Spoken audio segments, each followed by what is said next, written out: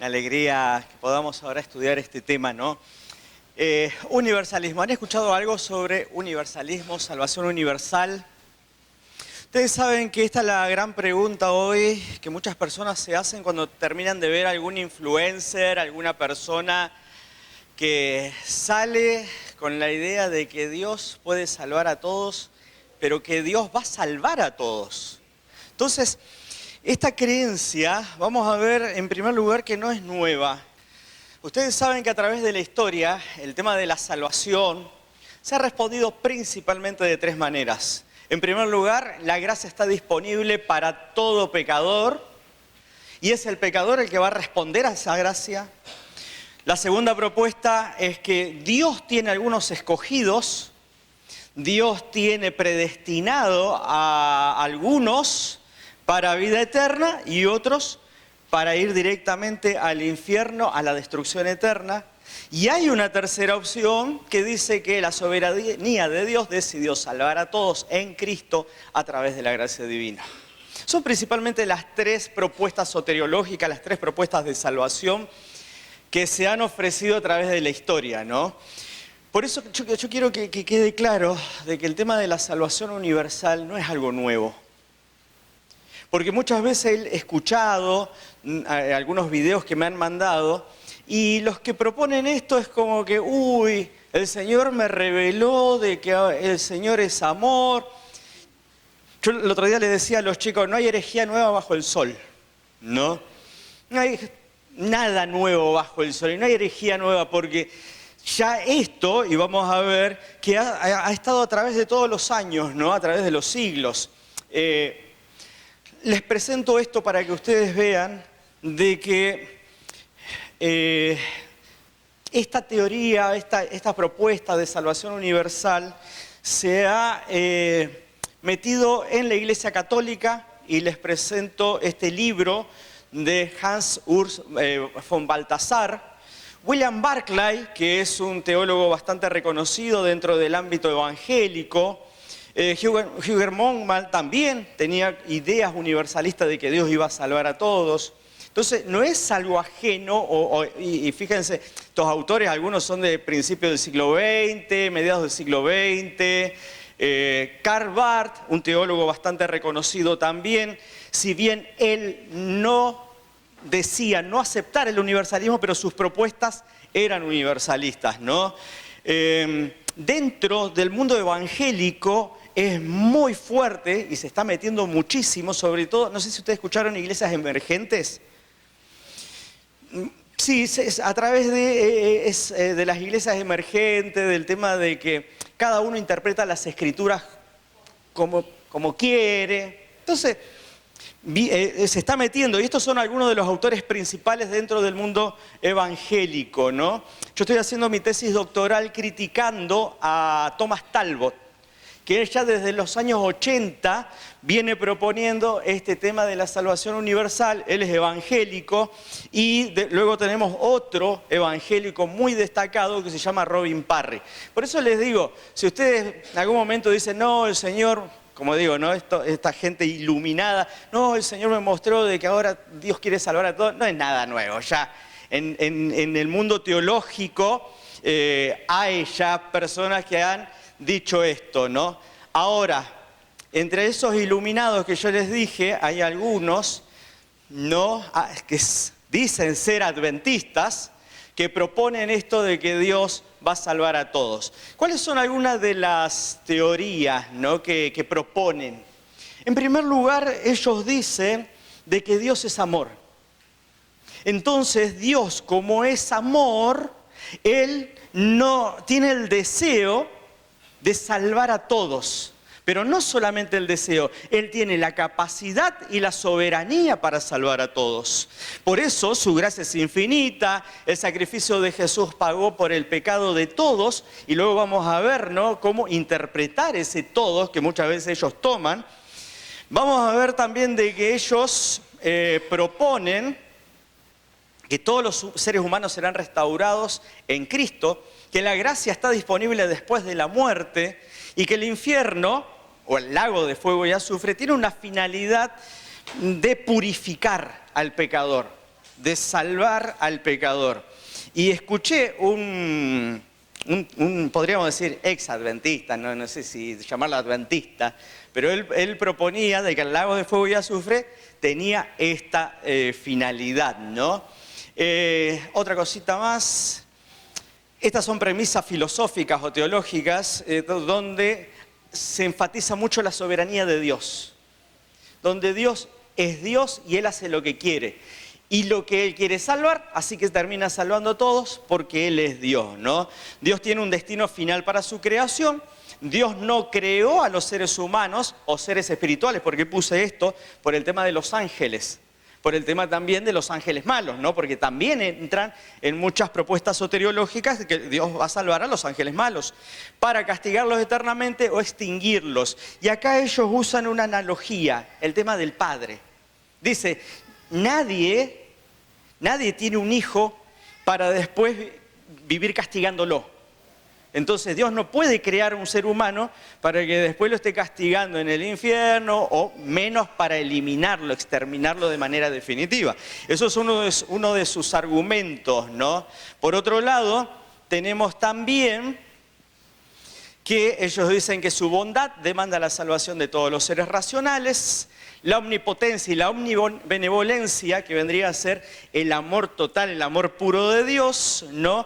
Harán hasta lo imposible para reconciliar a cada pecador con Él, y el carácter misericordioso de Dios resultaría incoherente si no tuviera la capacidad de salvar a su creación perdida. Estas son algunas, ¿no? Ahí, no sé, pastor, si pudo imprimir un artículo, no sé si estaba, ¿está? Bueno, ahí hay resumido algunos de los puntos, ¿no? Ese salió en la revista Ministerio, que es la revista de los pastores. Ahí lo escribimos con un amigo y ahí están algunos de estos puntos más desarrollados. ¿Bien? Vamos a ver ahora algunos aspectos teológicos que necesitamos tener presente antes de avanzar, ¿no?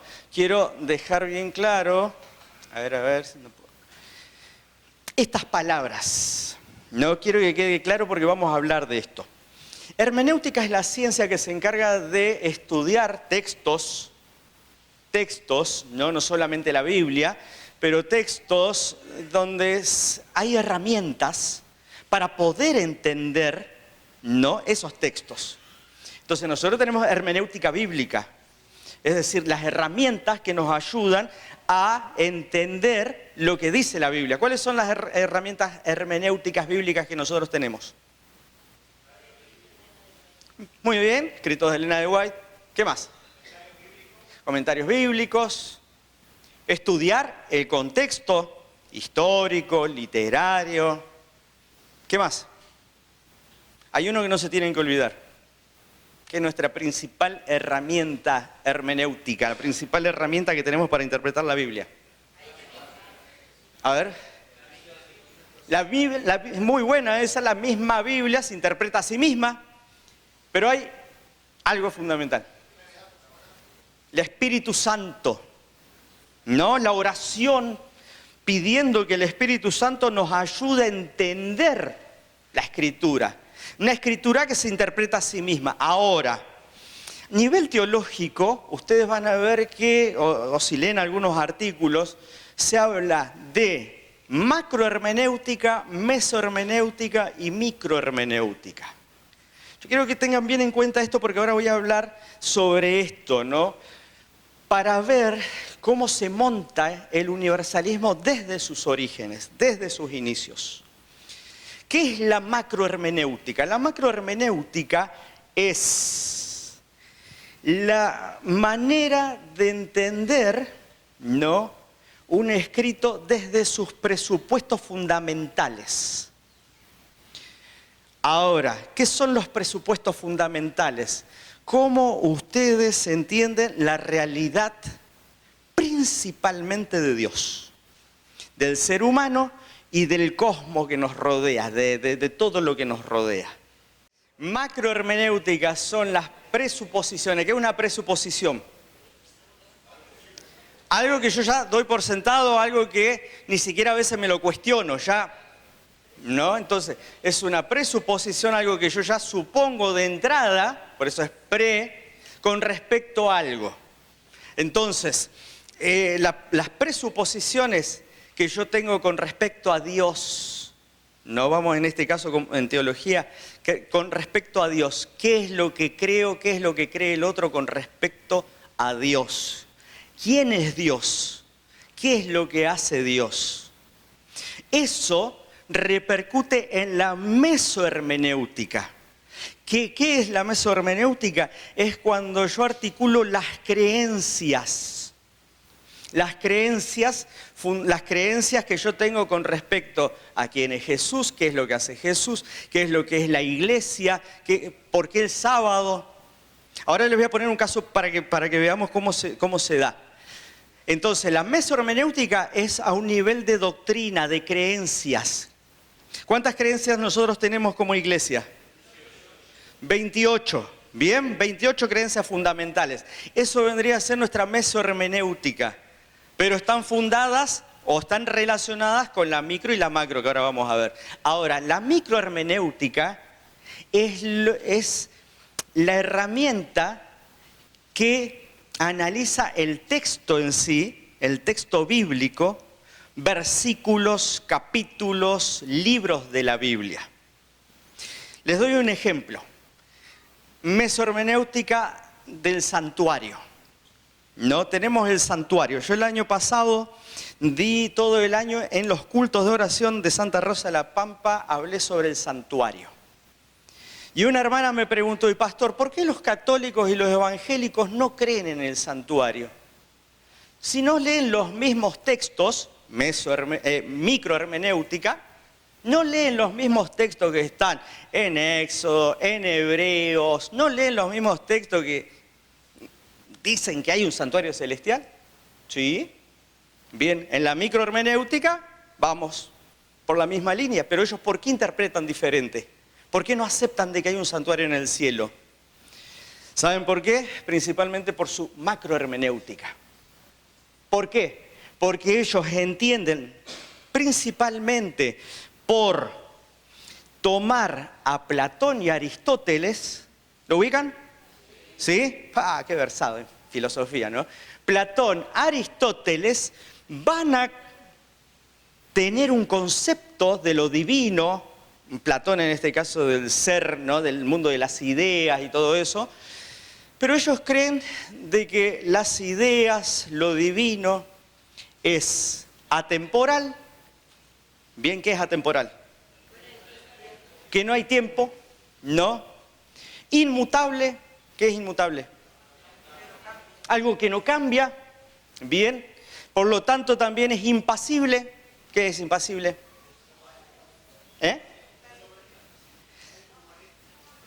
Que no siente y por lo tanto como no siente no cambia, porque es impasible, es decir, que nada lo hace cambiar de decisión. Por otro lado es aespacial. Dios no tiene espacio. ¿Vamos bien ahí? Entonces, ¿qué pasa? Platón, Aristóteles dijeron eso, después viene, dentro del cristianismo, viene Agustín de Hipona, ¿lo ubican? Conocido como San Agustín. Viene Tomás de Aquino, ¿no? Viene Tomás de Aquino. Toda la teología católica se monta en Agustín de Hipona, Tomás de Aquino, que ellos toman a Aristóteles, Aquino toma a Aristóteles, Agustín toma a Platón. Entonces, para ellos, Dios no puede vivir en un lugar donde hay tiempo, donde no hay espacio, donde Dios no cambia, porque quiere decir que si va a haber un santuario, y ahora vayamos a esto, donde nosotros creemos que Jesús pasó en 1844, ¿de dónde? Del Santo al Santísimo. ¿Qué tuvo que haber hecho para pasar del lugar santo al Santísimo? Moverse, cambiar. Y si Dios entonces no cambia, dicen ellos, no, Jesús no pudo haber pasado. ¿Vamos bien? Entonces ahora la macrohermenéutica, es decir, las presuposiciones de Dios, de un Dios que no cambia, de un Dios que no tiene tiempo, influyen en su mesohermenéutica, es decir, Dios no puede tener un santuario, porque sería algo estructural, algo físico. Jesús no podría haber llegado al cielo y empezar su ministerio en el lugar santo, después en 1844 haber pasado en lugar santísimo, si el cielo es sin tiempo, sin espacio. ¿Vamos bien? ¿Me hago claro? ¿Alguna preguntita? ¿No? Bien, entonces eso lleva a que luego la macrohermenéutica, el ser de Dios, influya en la mesohermenéutica, la creencia, la doctrina y en la microhermenéutica. Leen los mismos pasajes que vos y yo leemos y resulta que dicen, no, esto es metafórico, esto es espiritual. Influye, por eso ustedes les pueden presentar los mismos textos y dicen, ¿y cómo no entiende? Díganme si no les ha pasado cuando le estamos enseñando a alguien del sábado y vos das el estudio bíblico del sábado y le mostrás de tapa a tapa que es sábado y la persona te dice, qué bueno, mañana domingo voy a mi iglesia. Sí, pero no entendió. Y lo que pasa es que es tan fuerte su macrohermenéutica, sus presuposiciones, su cosmovisión, que influye en su meso y por lo tanto lo está leyendo y no va. ¿Vamos bien? Ustedes dirán, ¿y qué tiene que ver todo esto con la creencia de la salvación universal?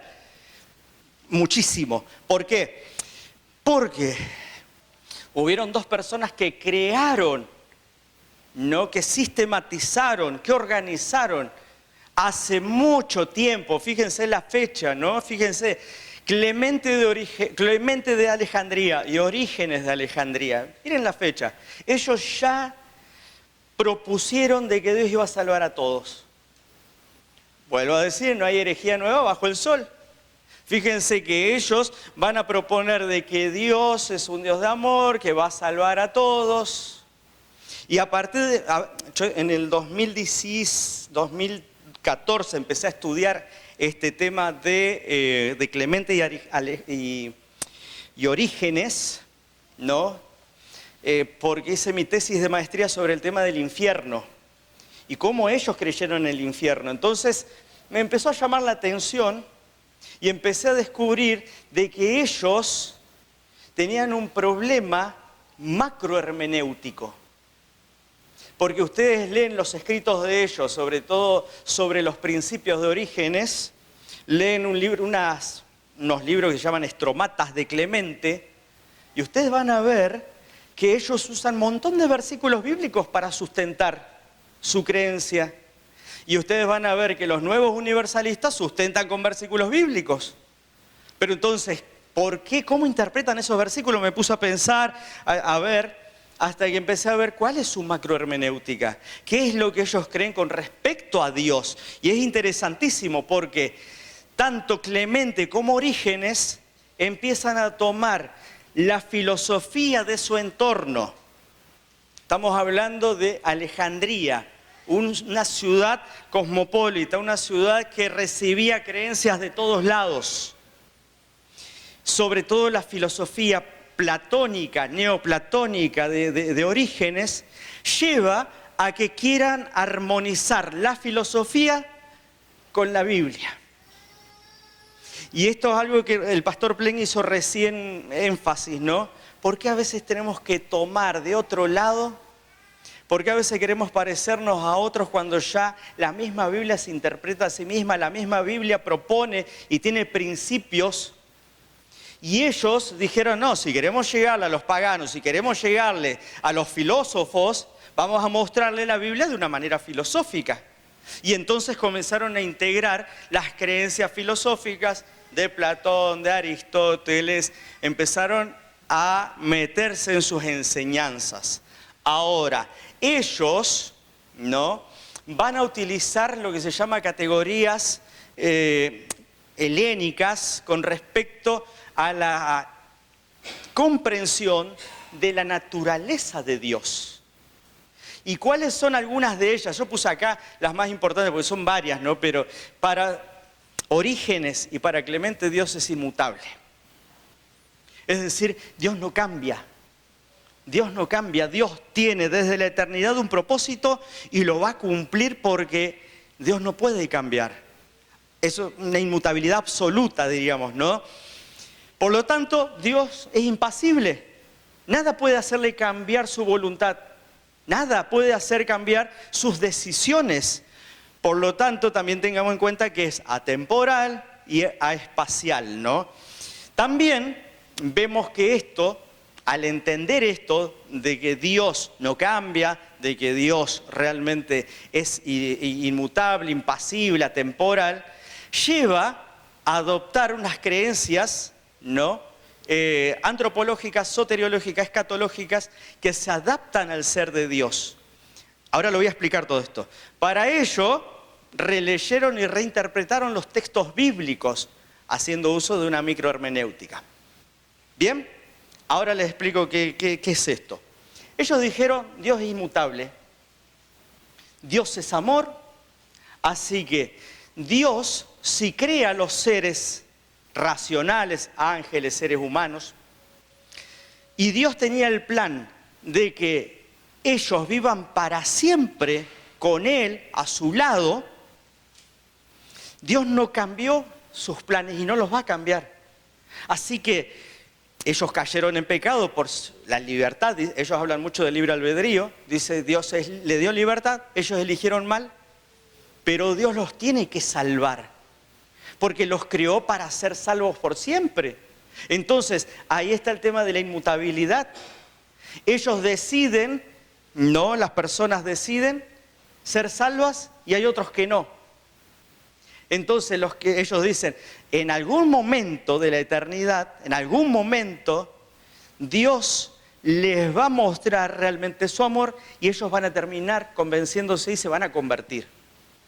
El otro día alguien me preguntó, bueno, pero ¿y es verdad que Orígenes dice que hasta el mismo diablo se salva? Y esto es interesante porque muchos proponentes de la salvación universal también proponen eso hoy, ¿no? Y es interesante porque Orígenes y otros, Gregorio de Niza y otros escritores de esa época, la hacen buena porque dicen, no, Dios no va a salvar a Satanás, Dios va a salvar a Lucifer, ¿no? Entonces es interesante porque, no, porque Satanás es la parte mala de Lucifer, dicen ellos. Dios lo que tiene que hacer es purificar a Lucifer para que deje de ser Satanás y lo salva, ¿no? Entonces, son propuestas. Entonces, fíjense que el ser de Dios, inmutable, el ser de Dios, que es todo amor, que Él es amor, no puede dejar que su creación arda eternamente en un infierno o sea destruida eternamente. ¿Vamos bien? Entonces, ¿qué pasa cuando encuentra versículos que hablan del infierno? ¿Qué hacen ellos cuando encuentran versículos de que Dios tiene ira? Lo alegorizan, lo espiritualizan. Por eso ahí entra lo que pongo ahí de la microhermenéutica. Ellos, vuelvo a decir, sobre todo Orígenes tiene muchos versículos para sustentar de que el amor de Dios va a salvar, o que el infierno en realidad es para purificar, o que el ser humano cuando muere va a un lugar donde Dios le va a quitar toda la escoria, todo el pecado. Y uno dice, ¿de dónde saca eso? Y te pone versículos y vos decís, pero estos versículos no tienen nada que ver, te dicen otra cosa. Lo que pasa es que Él, para no, y tengan en cuenta esto, para no desvirtuar el carácter de Dios, que Él cree que es el carácter de Dios, alegoriza y espiritualiza todo lo que esté de acuerdo con lo que Él cree de Dios. ¿Me hago claro? ¿Vamos bien? Entonces, de esa manera es como Él dice, no, si Dios es amor, Dios es inmutable, va a salvar a todos. Y así surge la creencia del universalismo. Por eso vuelvo a decir, no hay nada nuevo bajo el sol. Es más, yo he escuchado, he leído libros universalistas actuales y casi todo lo que proponen ya lo había propuesto Clemente, pero sobre todo Orígenes. Con alguna variante, con alguna alternativa por ahí diferente, pero es lo que propone él, es lo que propuso él. Entonces, vuelvo a decir, y esto es para que quede claro, capaz que ni se acuerden lo que era la macro, micro, pero quiero que quede algo claro, el universalismo no es bíblico. No tiene fundamento bíblico, al contrario, vuelvo a decir, si toman presuposiciones de Dios de la filosofía, ya no tiene sentido para nosotros como cristianos. Porque como dijo alguien, la Biblia se interpreta a sí misma, la misma Biblia te da sus presuposiciones de qué pensar sobre Dios, cómo pensar sobre Dios. Y la Biblia en ningún momento te dice que Dios es inmutable absolutamente, o impasible, o atemporal. ¿Me hago claro? ¿Vamos bien? Entonces, de esa manera, la enseñanza de la reconciliación universal surgió de pensadores con presuposiciones fundamentales sobre Dios ajenas a las establecidas a la Biblia. ¿Bien? ¿Alguna preguntita? Buenísimo, vamos entonces. Por eso, ¿cuál fue el método hermenéutico alejandrino? Todo lo que sea indigno del amor de Dios debe interpretarse, debe releerse de una manera espiritual. El método de los alejandrinos fue el alegorismo.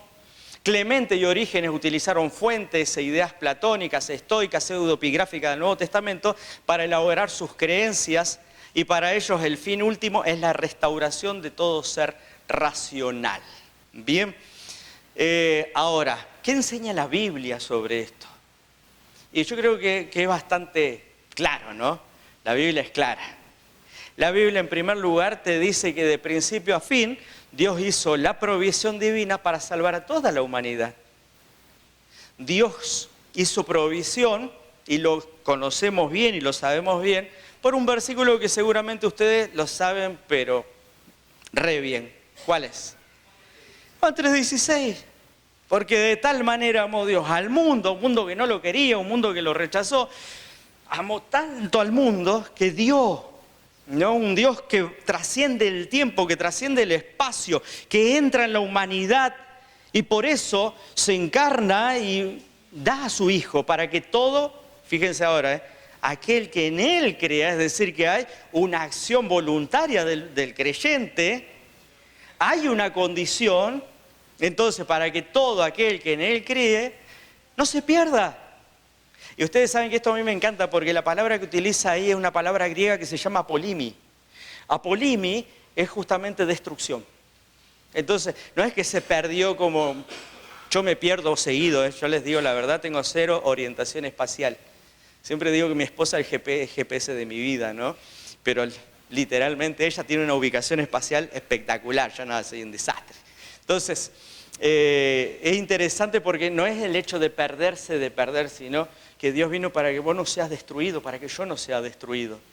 Entonces, ahí nos está hablando de la provisión que hizo Dios, pero también de la condición. Ahora, ustedes van a ver que los universalistas utilizan mucho textos que hablan de todos, ¿no? De todos. Ustedes van a ver que hablan de Romanos. Vamos a ver algunos. Vamos a Corintios. Primera de Corintios, capítulo 15. Primera de Corintios, capítulo 15. El otro día hablaba con un profesor de allí, Nuevo Testamento. Le digo, hay que hacer una tesis doctoral sobre Primera de Corintios, capítulo 15, sobre todo de los versículos 23 en adelante. 20, fíjense. Primera de Corintios, capítulo 15, versículos del 20 al 28. Este es un texto que lo utilizaba mucho Orígenes, Clemente, Gregorio de Niza, Máximo el Confesor y casi todos los universalistas que han vivido siempre utilizan esto. Pero fíjense el versículo 20 y vamos a leer en adelante. Dice: pero ahora Cristo ha resucitado de los muertos, primicias de los que murieron es hecho. Pues por cuanto la muerte entró por un hombre, así también por un hombre la resurrección de los muertos. Así como en Adán todos mueren, también en Cristo todos serán vivificados. A ellos les encanta este texto, sobre todo porque dice, así como Cristo, también en Jesús. Y dice que en Cristo todos serán vivificados. Pero hay una parte de que ellos no te prestan atención, que es el versículo que sigue. Fíjense que dice, pero cada uno en su debido orden. Cristo, las primicias, luego los que son de Cristo, ¿cuándo? Su venida. Entonces, ¿pero quiénes son? Los que son de Cristo. Un impío no es de Cristo. No quiere tener relación con Cristo, no quiere tener vínculo con Cristo, así que no son de Cristo. Luego, y ahí sigue, ¿no? Pero solo para tener en cuenta, pero por eso, ustedes tienen que ver que en la Biblia el todo, o todos, se utiliza de dos maneras principalmente. Una cuando hace referencia a todo de manera absoluta en su totalidad, ¿no? Entonces, por ejemplo, yo podría decir hoy, todos ¿no? Todos estamos felices. ¿Es verdad? ¿Cómo que no? Yo pensé que sí. Yo estoy feliz de estar acá. Entonces, todos tendríamos que estar felices, ¿no? Entonces, todos estamos felices. Ahora, ¿no? Fíjense que alude al sentido de totalidad en su sentido absoluto, pero también hay muchos versículos que hablan de cantidad general, pero sin implicar la plenitud total. Podríamos decir que una manera exagerada de decir muchos. No sé si a ustedes les ha pasado. Acá si podés, no grabes porque voy a decir algo, ¿no? Pero mi esposa a veces siempre usa categóricos fuertes, ¿no?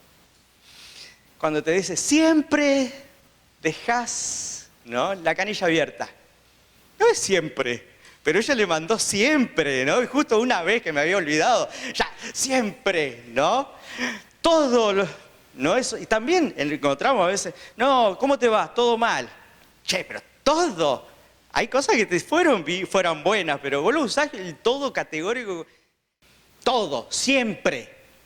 Y la Biblia muchas veces también utiliza eso, ¿no? Ese énfasis donde quiere justamente recalcar. Solamente un ejemplo, hay un montón, ¿no? Pero creo que está ahí también en el escrito, en Marcos capítulo 1, versículo 5.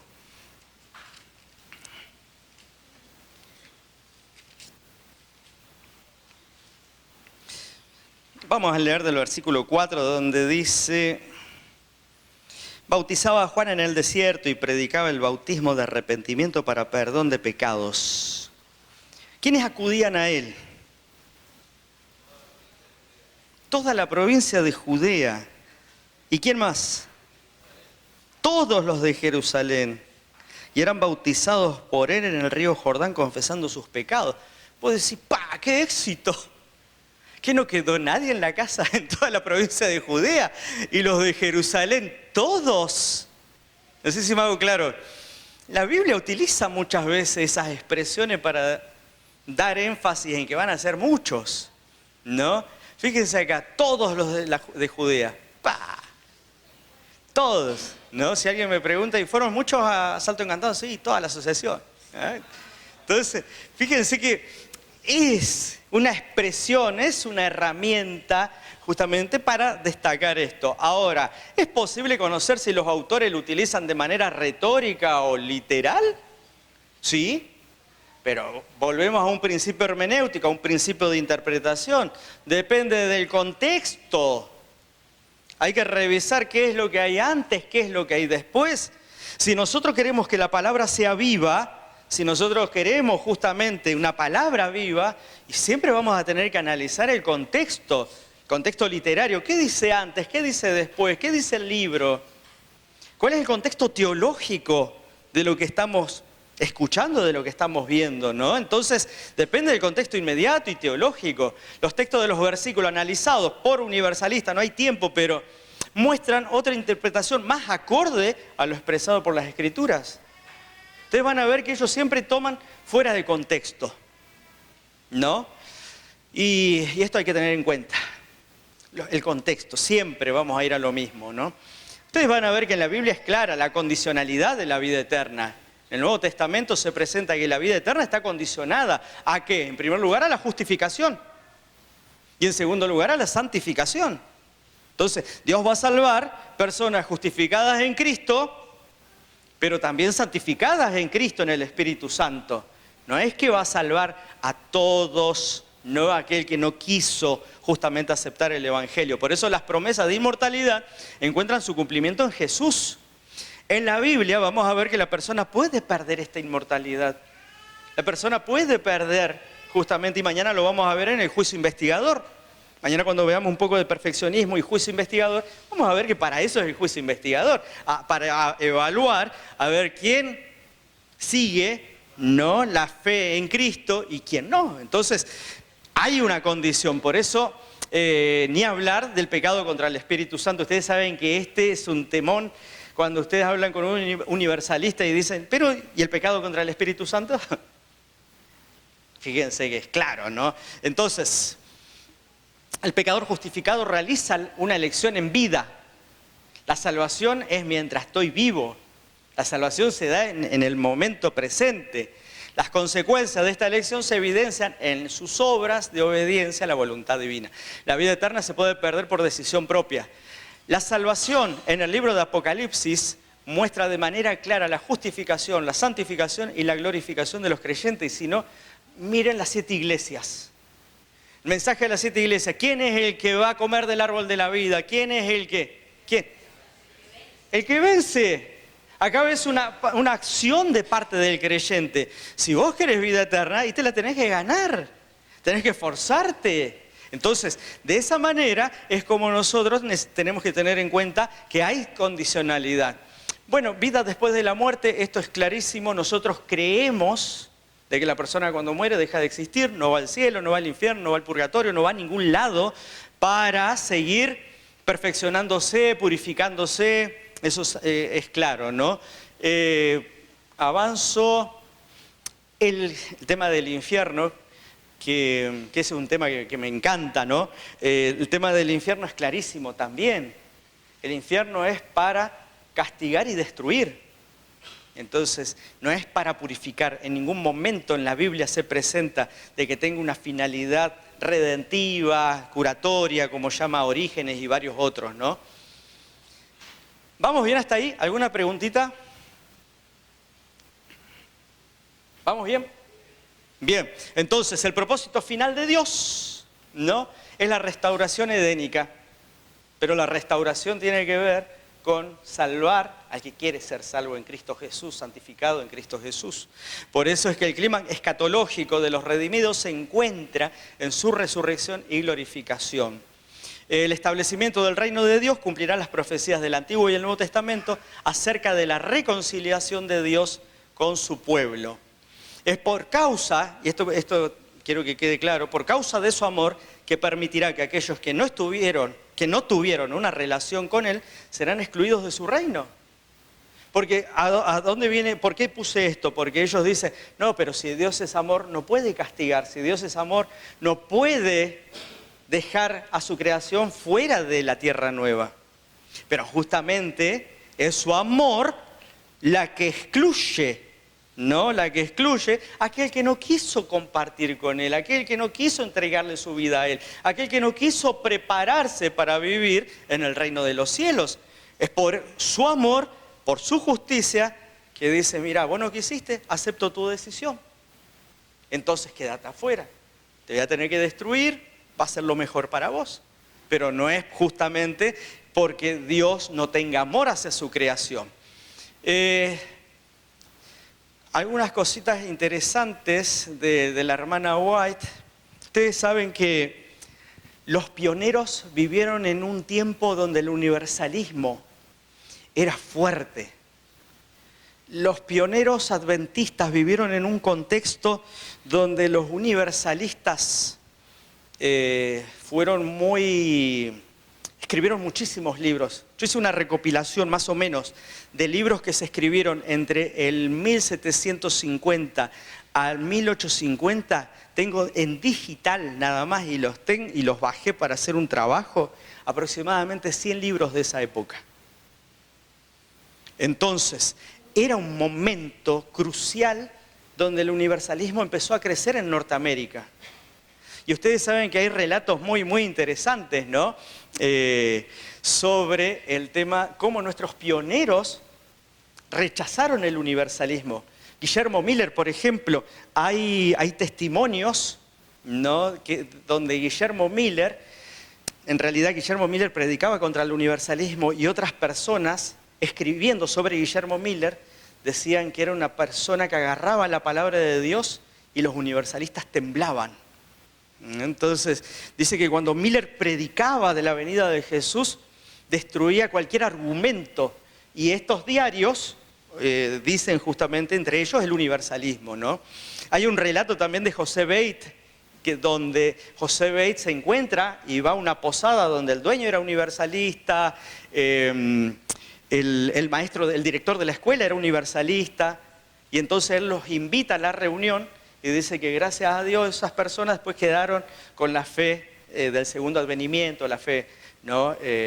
milerita, adventista. Por eso es interesante porque ellos vivieron en ese contexto donde el universalismo llegó a estaba entre ellos.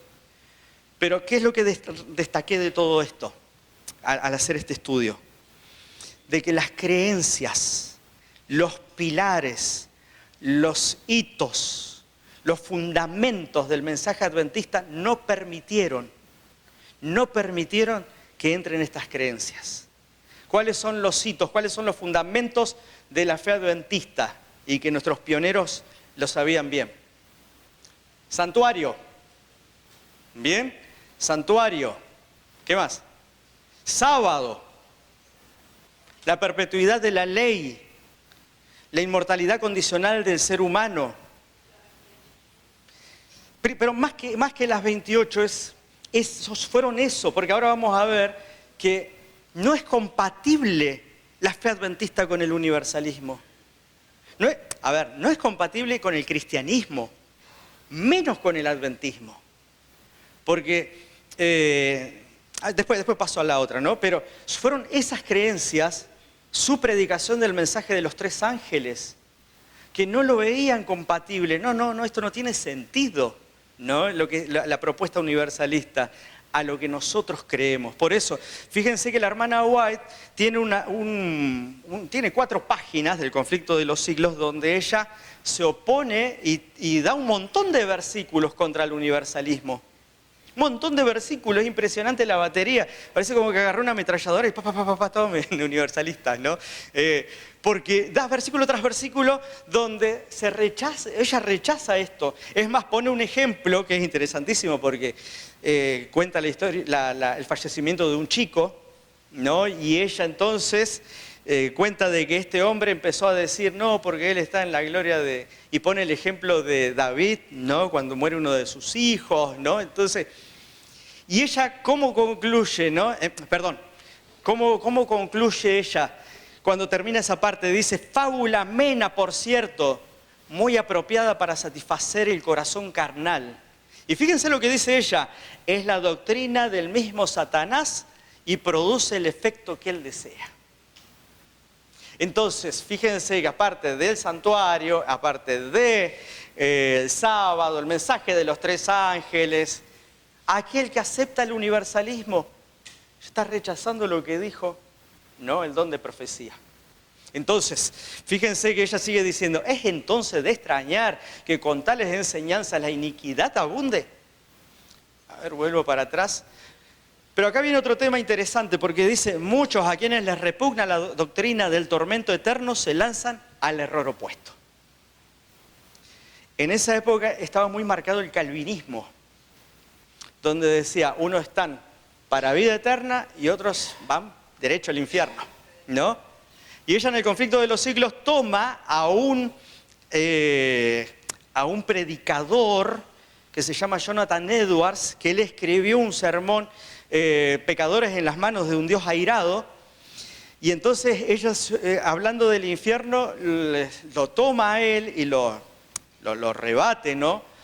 Pero, ¿a qué quiero llegar con esto? De que mucha gente, como no acepta la creencia del infierno, se va al otro lado, ¿no? Cambia de equipo. Y dice, no, es muy fuerte el tema del infierno, es muy fuerte de que Dios va a castigar, es muy fuerte de que Dios va a destruir, es muy fuerte de que Dios va a castigar por la eternidad. Entonces, por eso dice, no, Dios es amor, Dios nos acepta todo, Dios... Y por eso ella, fíjense que ya lo dijo, donde dice que a quienes les repugna la doctrina del tormento eterno, se lanzan al error opuesto. ¿Bien? Entonces, ¿puede el universalismo ser una opción teológica para el mensaje adventista? Esto sí que quede grabado. No, no puede. No son compatibles. ¿Por qué? Porque en primer lugar, por las presuposiciones fundamentales hermenéuticas, las que vimos, ¿cuáles fueron? Macro, micro y meso. Bien, ¿no? Entonces, los alejandrinos, Clemente, Orígenes, tomaron, ¿no?, presuposiciones filosóficas, inventaron esta creencia y entonces después a lo largo de toda la historia siguieron. Y yo creo que hoy muchos de los universalistas no analizan la historia y no analizan las presuposiciones que tienen, ¿no?, estos pensadores, ¿no?, patrísticos. Fíjense que también no es compatible por el modelo de expiación y la experiencia de salvación. Tiraría abajo también el ministerio de Cristo en el santuario celestial y el juicio investigador. Por otro lado, también contradeciría el estado inexistente de los muertos, el rol teológico del don de profecía, la destrucción final del pecado y de los pecadores, y el rol de la iglesia como baluarte y la misión de la iglesia, ¿no? De salvar pecadores, de llevarlos a Cristo, de que se santifiquen en Jesús. ¿Vamos bien hasta ahí? Bien, ¿cuáles son las debilidades, no? Rápidamente. La hermenéutica o la manera de entender la Biblia y la creencia, la meso, no tiene fundamento exegético, no tiene fundamento del griego, del hebreo, no tiene nada de eso. Y si tienen, muy tomado de los pelos de acá, de allá.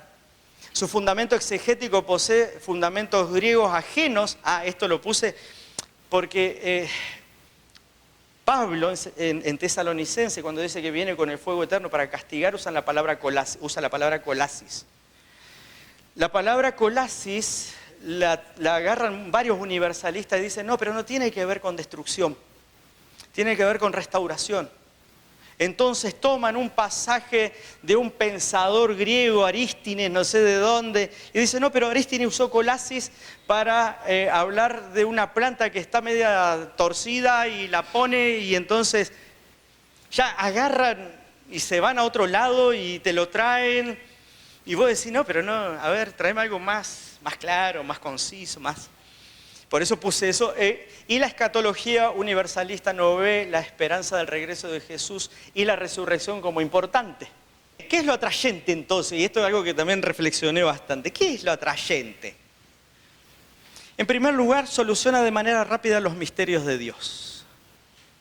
A veces dices tú, no, pero esto no lo entiendo. No, pero Dios va a salvar a todos, ¿no?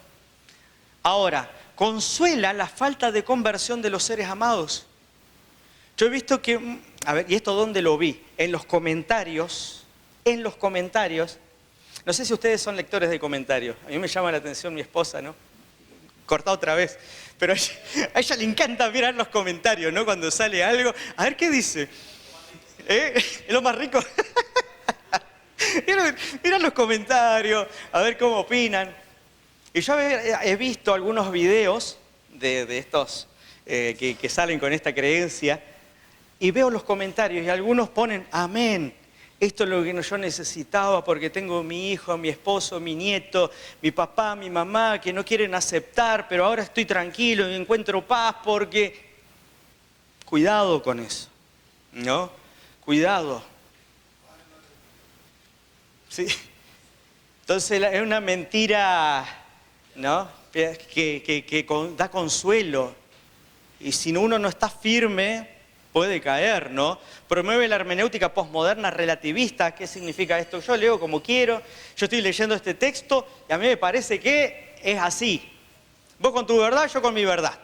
¿No? Vos respetás, yo respeto. Se adapta a propuestas de las iglesias emergentes, lo que les decía también, esto de iglesias emergentes que van haciendo iglesias con ideas orientales, con ideas de aquel, del otro. Rechaza el castigo y extinción eterna, lo que les decía recién también, lo que dijo la hermana White, como hay un infierno, hay un lago de fuego y azufre que va a destruir. No, es demasiado calentito, mejor no quiero arder ahí, no quiero. Y usa la escritura y la lógica y la tradición cristiana. Muchos dicen, no, pero si lo creyó Orígenes, no si lo creyó Gregorio de Niza, no si lo creyó los platonistas de Cambridge, no si lo usó. Entonces, C.S. Lewis fue otro que propuso también interesante el tema del universalismo en C.S. Lewis. Dice, no, pero si lo hizo el de las crónicas de Narnia. Entonces, cuidado, ¿no? Porque que la hayan usado no significa que sea verdad. Con esto cierro, hermanos. ¿Cómo prevenir esto en su iglesia? Y acá hay líderes, ¿no? Y seguro hay predicadores. Hermanos, prediquemos más sobre la justicia divina, pero en el lugar que realmente corresponde. La semana pasada me invitaron a predicar en una iglesia ahí de Entre Ríos, El Pingo, y me dicen, pastor, ¿de qué va a predicar? La ira de Dios. ¿No? Y les pregunté y le dije, hermano, ¿hace cuánto que no escuchan un sermón de la ira de Dios? No, nunca. Y otro, no, hace años. Pero hay que predicar. A mí me encanta predicar de la ira de Dios por eso. pero de la ira de Dios realmente bíblica, donde vos realmente ves que la ira de Dios es parte de su carácter y que en realidad nos dio a Cristo para salvarnos de la ira de Dios, ¿no? Un mensaje cristocéntrico. Por eso, de la justicia de Dios cristocéntricamente, ¿no? Adoctrinemos más a nuestros hermanos sobre la naturaleza de la humanidad y el estado de los muertos.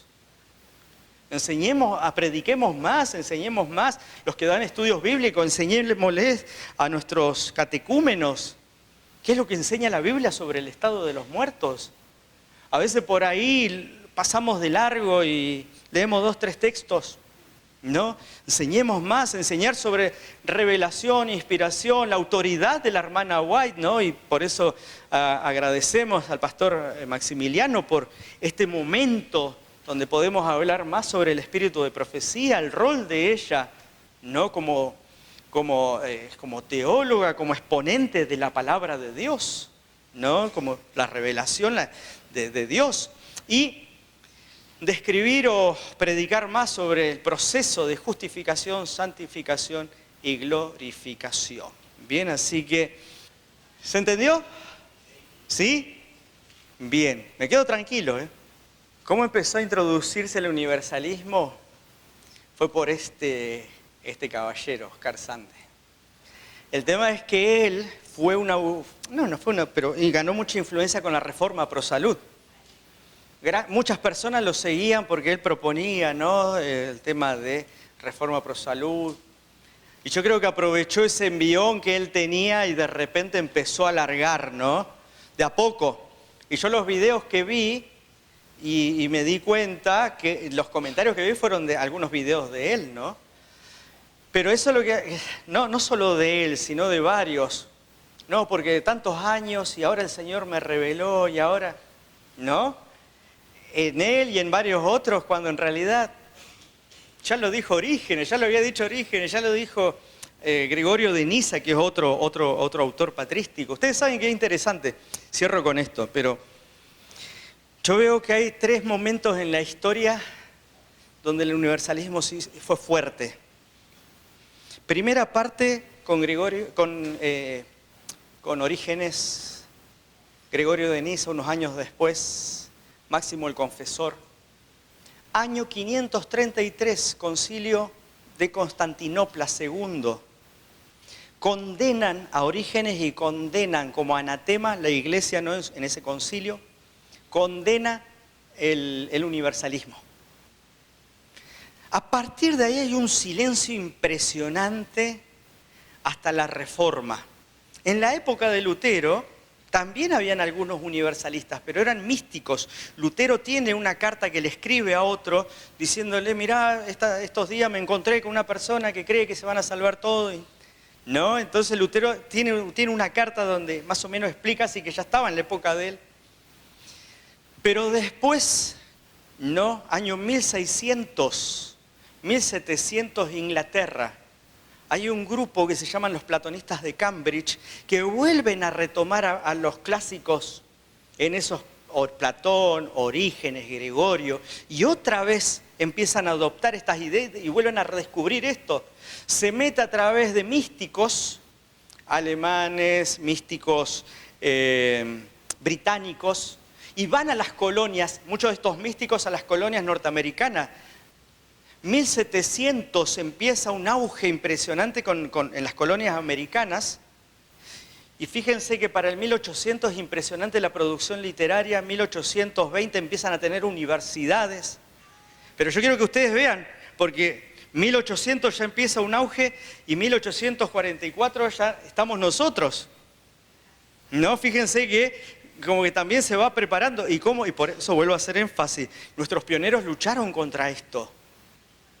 Y lo lucharon con la escritura, lo lucharon con la voz profética de la hermana White, lo lucharon estudiando la Biblia. 1850 hay varios libros que escribieron nuestros pioneros, porque estaba el espiritismo también, universalismo, y escriben contra esto. Después como que se calmó, año 1900 se disgregó otra vez el universalismo en Estados Unidos, porque ya cada uno tenía creencias diferentes. pero ahora vuelve a surgir.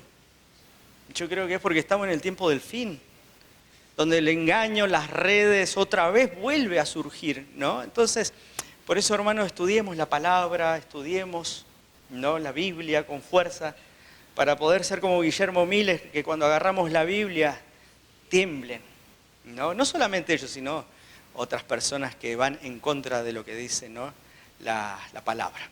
Ahí tenemos en el Antiguo Testamento Malaquías, después tenemos Santiago que vuelve a tomar algún salmo, pero hacen énfasis, ¿no?, principalmente con respecto a la salvación, con respecto a que el plan de Dios que no cambia, el carácter de Dios que no cambia, los principios de Dios que no cambia, pero no tiene que ver con un Dios que, a ver, eso nosotros le llamamos inmutabilidad relativa, porque hay cosas que sí Dios cambia.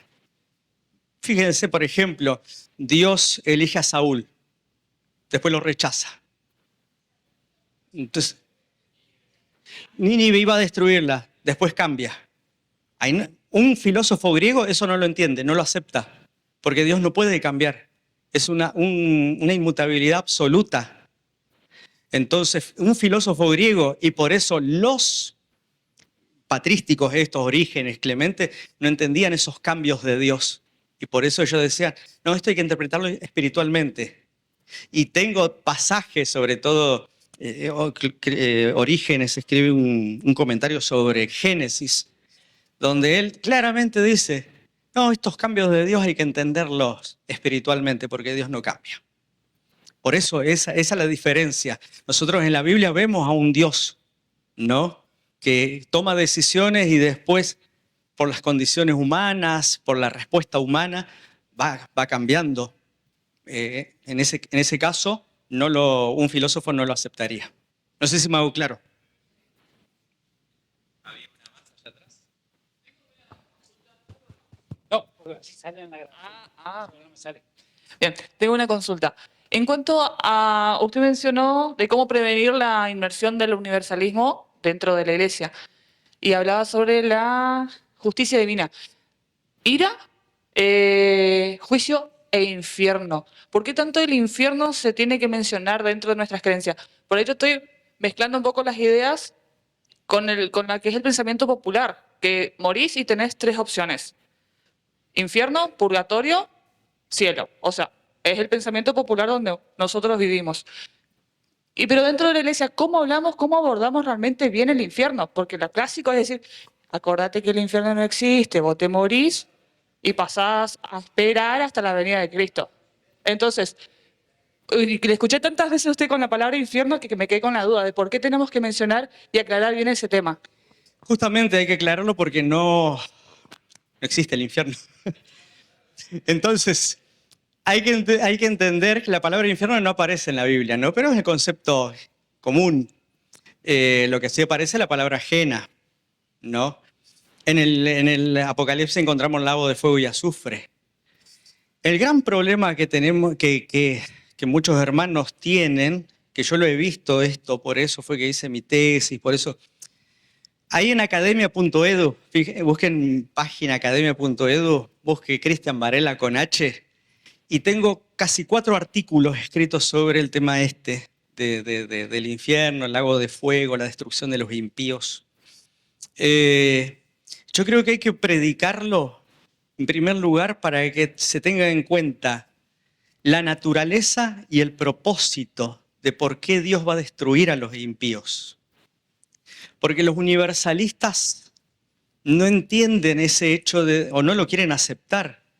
¿Cómo puede ser que un Dios de amor destruya? ¿Cómo puede ser? Es lo mismo, y por eso decía al principio, ellos dicen, ¿cómo puede ser si vos tuviste un hijo, después no lo criás a golpes o no lo matás? Y ellos dicen, ¿cómo puede ser que un Dios de amor entonces, si el ser humano siendo malo, cree seres humanos o seres, ellos le llaman, o en realidad Orígenes le llama seres racionales, que involucraría al ser humano y a los ángeles, ¿no? Dice, Dios no podría crear para después destruir. Entonces, por eso es que nosotros necesitamos darle el sentido correcto y mostrar que cuál es la naturaleza del lago de fuego y azufre, llamarlo así, yo puse infierno ahí, pero lago de fuego y azufre o Jena, ¿cuál es la finalidad? Destruir el mal, ¿no? Destruir el pecado, ¿no? Él no quiere destruir el pecador, pero si el pecador no suelta su pecado, iba a tener que ser destruido. Entonces, y lo hace por amor, como dije recién, ¿no? Lo hace por amor porque en realidad él no quiere que la persona realmente sufra en el cielo, porque ahí sí sería un infierno que una persona que no se preparó para vivir con Dios viva ahí. Entonces, por eso habría que dar más énfasis en esto. ¿Cuál es el propósito? El tiempo, ¿no? ¿Y saben lo que he descubierto? Que a mucha gente también les molesta de que hay personas que les choca cuando hablamos de que cada uno va a arder de acuerdo a sus pecados.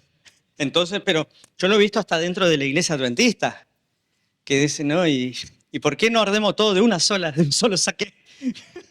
Y no de acuerdo a una llamarada y listo. Pero ahí también tenemos que tener en cuenta que esto es bíblico. Dios va a dar a cada uno según sus obras, dice. Entonces, es para bien y también para los que hicieron sus cosas, ¿no? Así que por eso yo hago énfasis en esto. Habría que hablarse más, tal vez en un culto joven, y con respecto al otro sentido, al otro lado, entender, ¿no? de que el infierno tiene un propósito dentro del gran conflicto. Creo que este es el marco en el cual hay que hablar, en el marco del gran conflicto, ¿no? Los universalistas que no son adventistas dicen que hay vida después de la muerte y después de la muerte se van a convertir, ¿no? Los que he escuchado que dicen ser adventistas, dicen que va a ser durante el milenio. Entonces, a mí me llamó la atención porque dice Apocalipsis que nosotros vamos a ser vamos a ser reyes y sacerdotes, ¿no? Y entonces ellos dicen, ¿cuál es la función de un sacerdote? Interceder. Entonces, ¿por quiénes vamos a interceder? Por los que no están. Vamos a ver en el juicio de que ellos no están. Y el Señor ahí, mientras tanto, va a estar ejecutando el lago de fuego y azufre, y en ese lago es donde se van a purificar. Claro, por eso no tiene lógica, pero para aquellos que por eso están flojos y dicen, no, che, qué bueno que está esto, no me sirve, me viene de 10. Entonces, para tener en cuenta.